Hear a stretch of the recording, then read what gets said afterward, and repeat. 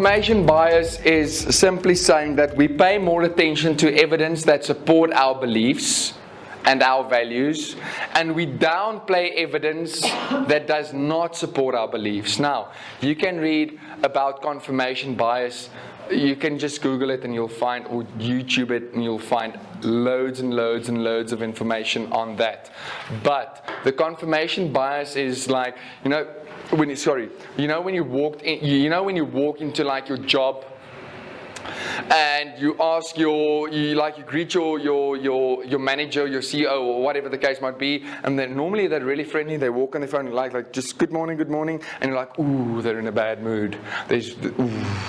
And you get to the desk, and the one receptionist says something about layoffs, and you're like, I knew it.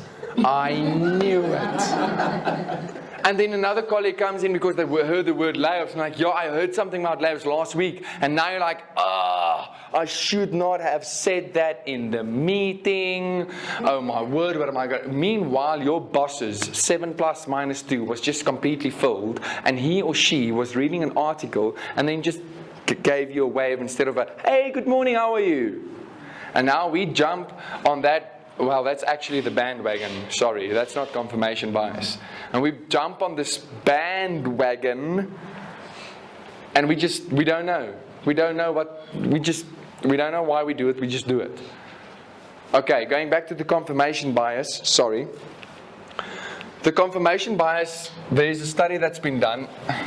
It's like your friend has a specific thing that they do, behavior, or you meet someone new and they've got a specific behavior that they exhibit that really irritates you, right? And then you've got a friend and he or she does the exact same thing, but you don't see it because it's your friend. But this person you just met has got this thing, but you just, it irritates me. But why? Because it's your friend, we're not going to pay attention to that, So we pay more attention to things that support our beliefs. It's like with whatever is going on right now. We hear what the news is saying, or we hear what this, and we just basically fall into the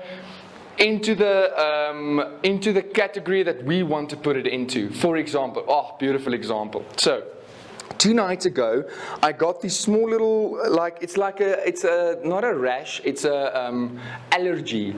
Wat's 'n uitslag in Engels? Breakout. I had an allergy breakout on my body, okay? Now, I don't know what the hell it was. Allergy reaction to something. I started itching and stuff.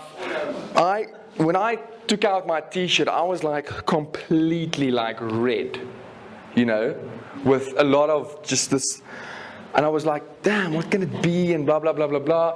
And in my mind, I'm just like, well, I'm just gonna go with, it was my it was like maybe like, because like I said, I moved into a new place.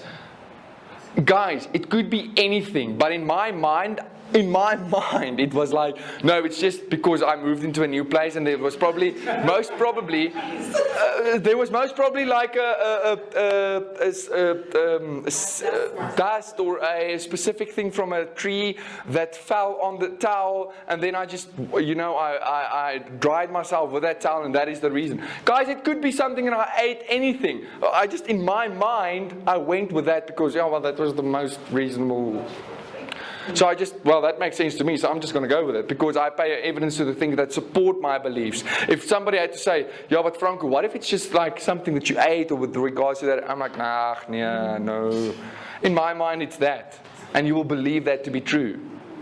So the confirmation bias is we pay more attention to things that support our beliefs. For example, the H&M scenario. If you grew up in a in a middle class home with always enough resources to your disposal, and the H&M thing happened, it's like, that's not racist. Yeah. If you grew up in a bad environment where you had limited resources, where people kicked down your door, called you monkeys, and shot your dad in front of you, then that's racist. So the confirmation bias, if I am, let's say, somebody that grew up in a where there was enough resources, the confirmation bias in my mind is, that's not racist. the confirmation bias, when I see that ad and I grew up in an environment that was harsh and maybe not a lot of resources, then that is racist. Because according to my beliefs and my values, I will jump to conclude the things that I pay more attention to. Okay, so we actually had this case in a corporate company. So this one guy was like, so that's basically what happened. We had to go in for mediation. Okay, we had to do alternative dispute resolution. They got us to do the mediation for them. We went in. The one guy, so it was a white guy and a black guy. And the white guy's like, listen here, I greet this oak. He doesn't even look me in my eyes, man. And I squeeze. And the other guy's like, and he's like, this guy just flipping looks me right in my eyes. He's just flipping, squeezed my hand like so hard, flipping. And then we sat with them in individual rooms and we will ask the guy, let's say person A, like, what specifically is the reason why, like, yeah, this guy flipping, he disrespects me, man. He doesn't even look me in the eye when I greet him. He doesn't respect me. And meanwhile, that is the way, he's like, I respect him. Like, I watch him in his eyes, he doesn't give me even respect back. And then we had the other person B. Person B is like, listen here, this guy looks me straight in my eye. He doesn't even respect me. I don't even look him in the eyes because I respect him so much. And what both of them figured out was they respected each other so much that the way of them respecting each other was so different from one another that they completely thought that they disrespected each other. Because one culture says, I'm going to look you in the eye, I'm going to squeeze your hand, and that means I respect you. Another culture says, I'm not going to look you in the eye, I'm going to give you a week, well, not a weekend, but I'm not going to give you like a grip, and this is how I respect you. And now you are paying more attention to the things that support your beliefs. That is the confirmation bias.